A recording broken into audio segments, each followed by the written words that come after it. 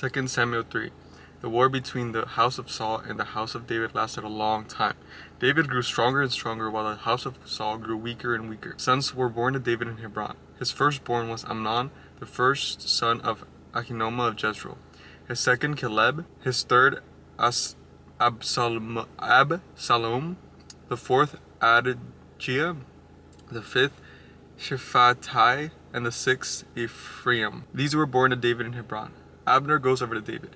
During the war between the house of Saul and the house of David, Abner had been strengthening his own position in the house of Saul.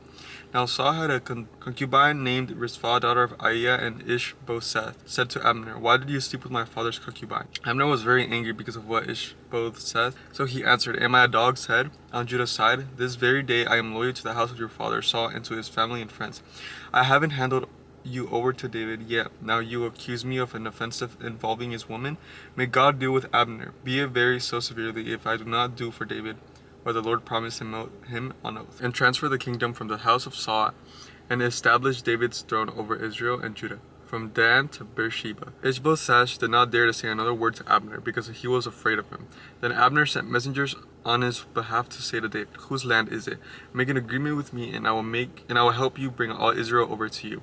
"Good," said David, "I will make an agreement with you, but I demand one thing of you. Do not come into my presence unless you bring Michal, daughter of Saul, when you come to see me." Then David sent messengers to Ishbosheth, son of Saul, demanding, "Give me my wife Michal, whom I betrothed to myself for the price of 100 Philistine foreskins."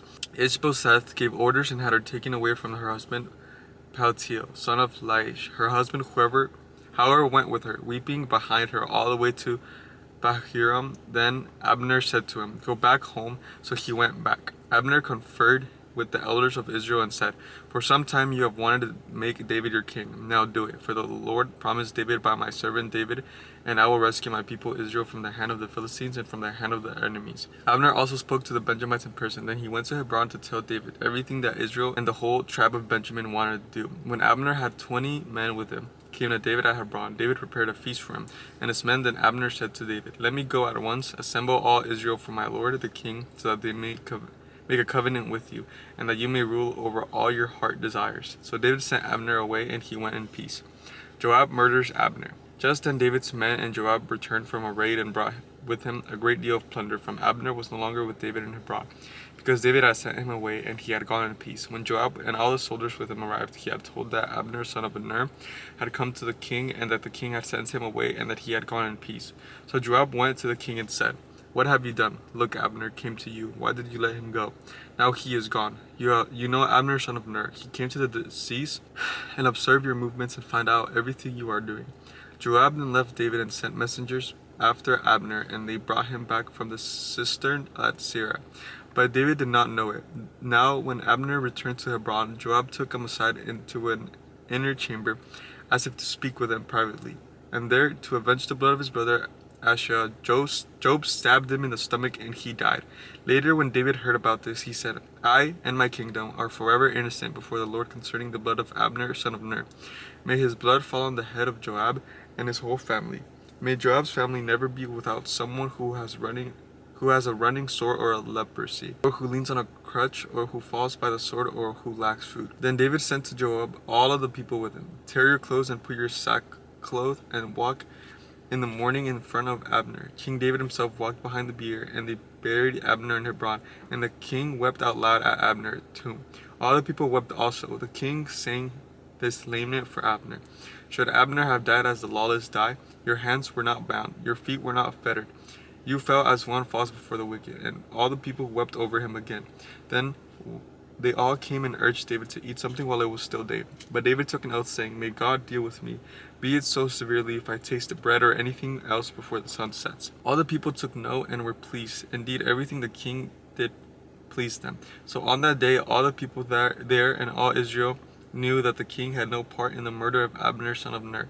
Then the king said to his men, "Do you not realize that a commander had a great man has fallen in Israel this day? And today, though I am anointed king, I am weak, and these sons of Zerah are too strong for me. May the Lord repay the evildoer according to his evil deeds." 2 Samuel 4. Ishbosheth murdered. When Ish, son of Saul, heard that Abner had died in Hebron, he lost courage, and all Israel became alarmed. Now Saul's son and 2 men who were leaders of raiding bands One was named Banat and the other Rechab.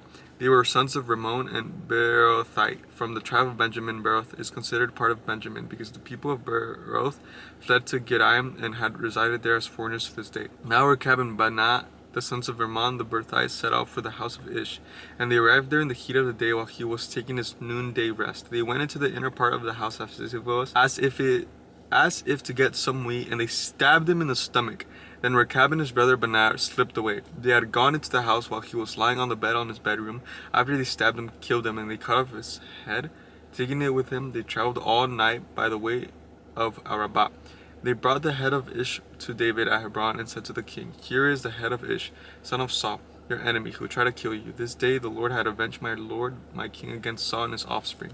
David answered, Rechab and his brother, or Banat, and the sons of Rimmon the Betroth, "As surely as the Lord lives, who has delivered me out of every trouble when someone told me, 'Saul is dead,' and thought he was bringing some good news. I seized him and put him to death in Ziklag. That was the reward I gave him for his news. How much more, when wicked men have killed an innocent man in his own house, in his own bed, should I now demand his blood from your hand and get rid of the earth of you?" So David gave an order to his men, and they killed him. They cut off their hands and feet and hung the bodies by the pool in Hebron. But they took the head of Ishbosheth and buried it in Abner's tomb at Hebron. They don't play back then, dudes. I would not survive a day out there. I'll catch you guys tomorrow.